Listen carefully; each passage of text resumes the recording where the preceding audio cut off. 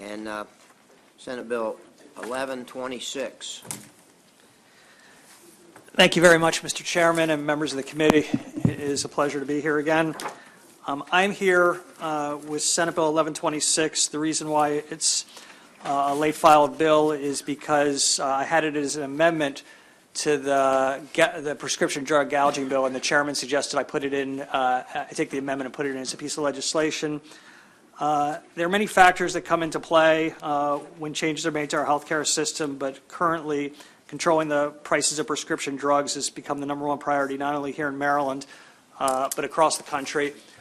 I am here with my gastroenterologist, Neil Goldberg, and Neil got into my ear about 2 or 3 years ago about the gouging of prescription drugs, and his most telling one that he'll talk about in a second is the cost of a saline bag, which hospitals need all the time, which costs 95 cents, have now gone to $3, which have gone to $3.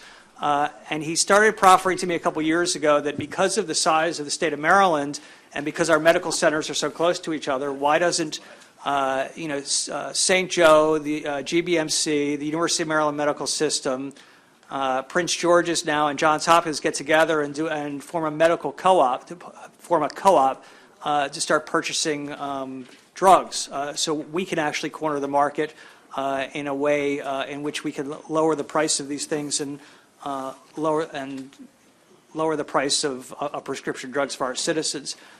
We started working with the idea. We started working with Van Mitchell, had meetings with him, met with the Maryland Hospital Association, and just when I thought we were making some progress, Secretary Mitchell resigned. So we thought we'd take his idea and bring it here to the legislature, and he will give you some examples as to what he sees and how this could work. And this is just to put a work group together so we can start moving the idea forward. Just so you know, I've been here 15 years. I don't think I've ever put in a piece of legislation for a work group, but this is a huge crisis, and when you hear him testify, you'll see why, and I think it's worthwhile. Well, we have a standing health subcommittee that looks at these kinds of things, chaired by Senator Feldman. So, Doctor, welcome. Thank you very much, Mr. Chairman and members of the committee. I've been practicing in the state of Maryland for 35 years. I graduated from University of Maryland Med School exactly 40 years ago. And over the past 5 years, every day I go to work, my patients complain to me about the cost of generic drugs. I really don't believe at a state level we have much power over the price of drugs that are still under patent. But up until approximately 5 years ago, generic drugs were generally reasonably priced. But at this point, many of my patients are turning to online pharmacies, which are out of the country, and it is technically illegal, and it also doesn't go toward their deductible for the year, so they're basically paying out of pocket for their medication. And in addition to the drastic rise in many generic drugs, there has also been a shortage of drugs. There's over 100 drugs in the United States that are in short supply, and this is monitored by the University of Utah and other organizations. I'm a member of an endoscopy center, and we actually have to scramble to make sure we have the appropriate supplies so we can take care of our patients.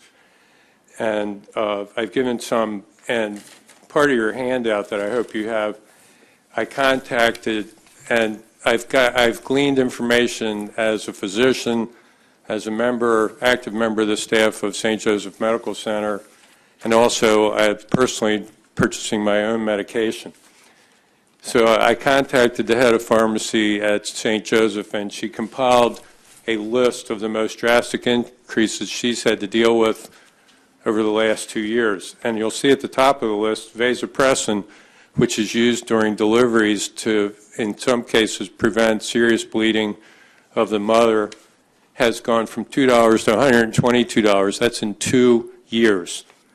And other medicines, like glycopyrrolate, has drastically increased in price from $1 to $13. Glycopyrrolate is essential when you're putting a patient to sleep because if the pulse drops below a critical level, glycopyrrolate brings it back to normal and therefore brings the blood pressure back to normal.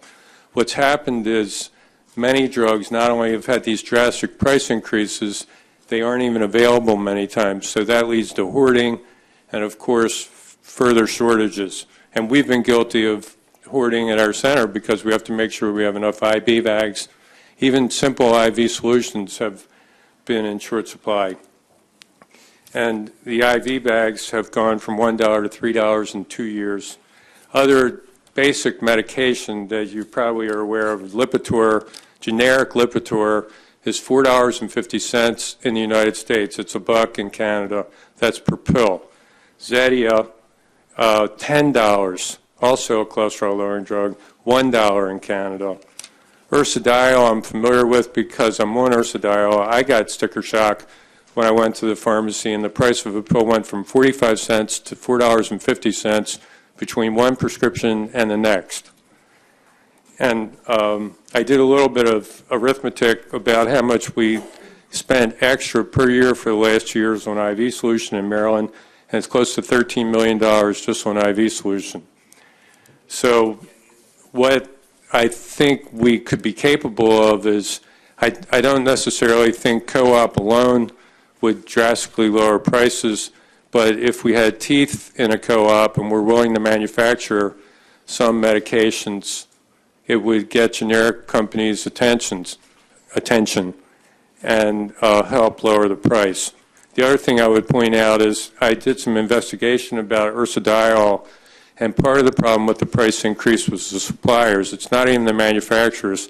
The suppliers actually don't do a very good job of keeping a good supply flow, and therefore they jack up the price when you run short. So in short, I would say the generic system, the status quo, is completely unacceptable. We're really dealing with third world type of supplies at Ritz-Carlton type prices, and I don't think the status quo is acceptable to the people in the state of Maryland. Thank you. Thank you, Doctor. Senator Rosapep has a question.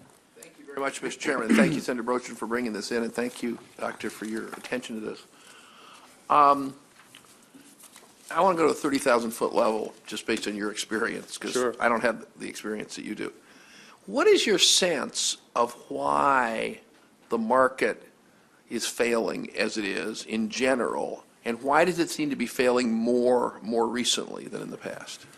Well, I would say from that level, I think we all know that the culture in America is charged whatever the traffic will bear. That's not new. Well, it seems to be newer, where generics, when I went into practice in 1982, I think the people that are old enough to remember that, you went and got a generic, it was $5 or $10. And that was if you were paying cash. I think the suppliers, in summary, I think there's collusion in the generic industry. You know, Okay. and I don't say that lightly. I think there's an article that was handed out to you about the case of Ursodiol. I did phone calls about it. The people that supply Ursodiol all raised the same price, same amount at the exact same time. IV solutions, they went from magically, the 2 or 3 suppliers of IV solution went from $1 to $3 at exactly the same time.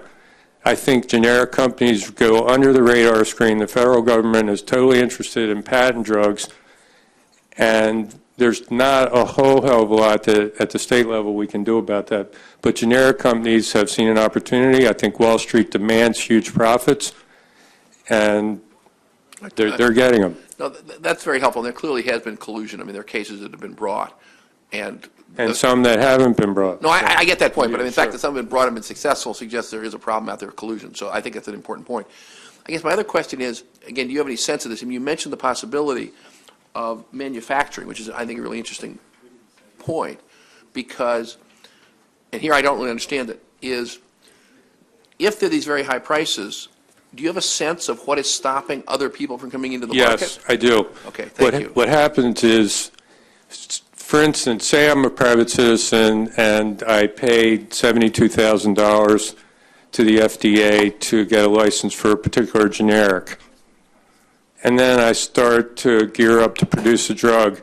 I will get a check or a contract in the mail from a bigger company paying me off not to produce the medicine at a lower price. Really? Yes. And then the other thing is the way the FDA works, and that's the other thing I want to point out about drug companies. Drug companies factor in lawsuits into their daily operation. Just like I pay malpractice, that's the cost of being a doctor. Drug companies have a budget to defend themselves against lawsuits, and I personally don't think threatening to sue them for drug prices, while it's a nice threat, they will continue to print money while you're suing them in court, and they have plenty of money to defend themselves, and they're pretty good at it. I think that's reasonable. I have one last question, Mr. Chair. Have you discussed exactly what you're just discussing with us with the Antitrust Division of the Maryland Attorney General's office? Well, I discussed it with Delegate West, and he reports that the state actually has immunity against that. And in my thought process, in terms of a generic co-op, the state of Maryland would be the general partner, and then the major hospital health associations like Hopkins, Maryland, LifeBridge, and MedStar would be limited partners, as could freestanding endoscopy centers. No, I get that. I think that's really interesting. I was asking the question really the other way, because the state attorney general has authority under state law to bring antitrust cases for exactly the kind of collusion you're talking about. Have you talked to the Antitrust Division of the AG's No, office? I have not. Okay. I have not gone that route, but I do believe that we should be delving into that. Listen, there's a lot of corruption in medicine. It's not only drug companies. I do think that further aggressive behavior by the Attorney General could bring the cost of health care in Maryland down. And it is a price that we all pay. Everybody that owns a business in Maryland is paying a huge price for this. Thank you very, very much. Thank you, Mr. Thank you.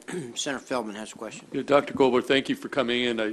This is obviously very topical because we have right here in the committee right now price gouging legislation in the generic space that would, in fact, empower our AG to go against manufacturers, and I'm sure the senators kind of got you up to speed on that. But I will say, so it's topical, huge crisis in the country. So the idea of having some creative, sort of outside-the-box thinking in this space, I think is great. And Maryland, on the price gouging, we would, if we pass that law, would be the first in the nation going that route. So we would be a natural player to be out front.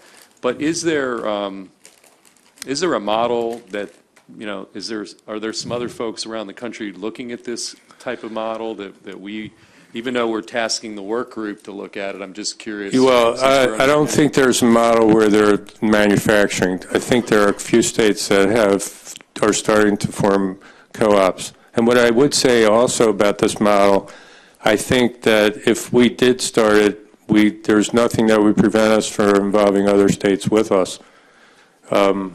And the other reason I think that Maryland's a very effective state to do this is it's not just the proximity of the state, the several health organizations. It's an incredibly talented state in terms of the pharmaceuticals, and this would not stop us from actually cooperating with some of the patent pharmaceutical companies because we're really not.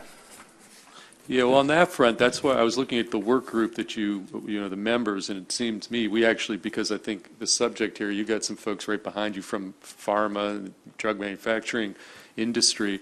It seems like some of those folks should be part of I agree membership completely. of this work group, and I don't see them in the draft. I think that that's an excellent idea, and I think that help from the pharmaceutical industry, those that would be willing to help us with that, it would be quite welcome. And I think that patent law in the federal government is not a state issue, and I believe there's ample reason why patented drugs in some cases cost what they cost. And the only final thing I would say, Mr. Chairman, is I learned something right now because the question has always been, okay, when the drugs come off patent, the theory has always been, then that's where you get the competition, right? It's off patent. You would have a lot of players in the marketplace that at that point, the monopoly power and so the way the bill that we're working on it you have limited manufacturers actually producing it. So that is interesting. I've not heard that assertion that some of those folks actually get bought off to get out of the market. They do. And that might be one of the explanations I hadn't heard before. So I don't, again, others may have a different view, but I just wanted to thank you for bringing that out. Thank you. The other issue is, in the case of Zadia, the generic Zadia is in the first 6 months off patent. So the first 180 days, only one generic company gets to produce a drug.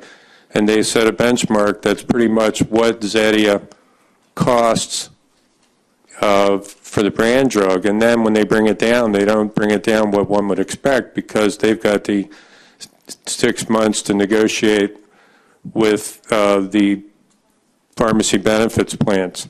And that's what's different about the landscape from a long time ago, that many of us get our medication from pharmacy benefits plans. So it's a pretty tight circle of who buys drugs. One interesting thing about generic that I read in a GI magazine like last week was, I'm sure you've all seen Remicade on TV to treat arthritis and Crohn's disease, and it costs about $20,000 a year. The generic Medicare actually paid 10 or 20% more for the generic drug last year than they did for the brand drug. So that I think shows that the system could use a little fixing. Thank you, Doctor. Okay. Senator Brochin, you submitted an amendment with the bill. Can you tell us what this amendment does?